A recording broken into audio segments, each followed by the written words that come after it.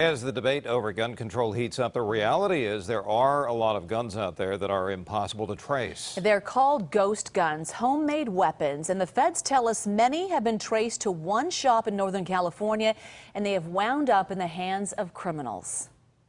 Juan Gutierrez cannot legally own a firearm. A convicted felon, he cannot pass a background check to buy one. But he made himself guns, including this rifle, using this drill press, and carved slogans into his guns, including, "It is the duty of the patriot to protect his country from its government," and then posted photos of himself training with the South Bay platoon of the California State Militia.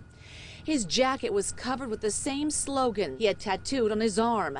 The defiant reply of ancient Greeks ordered to drop their weapons, Malone Labe, or come and get them. He worried someone who knew he was a felon and heard him bragging about his guns alerted federal agents.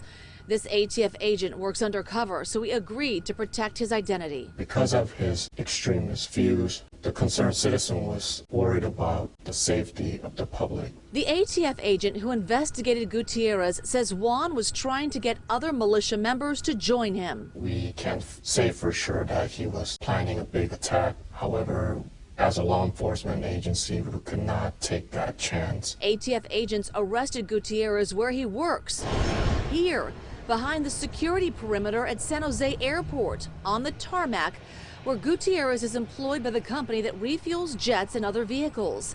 They searched his home and found rifles, a pistol, the tools to make more guns, and 1,000 rounds of ammunition. So he's a felon in possession of a firearm, and he's still employed at the airport in a secured area. That is correct. San Jose Airport told us they revoked Juan's security badge after he was arrested.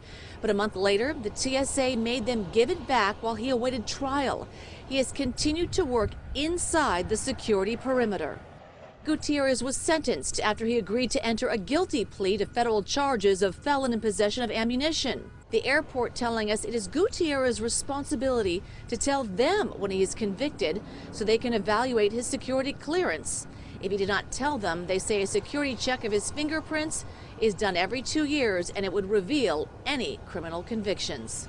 Now, Gutierrez was sentenced last Tuesday to 3 years probation with 6 months of home confinement, except to go to work. He was ordered to give up his guns and forbidden to join a militia. The judge told him, quote, "I'm taking a little bit of a chance on you." Now, last Friday, San Jose Airport said they had revoked his security badge.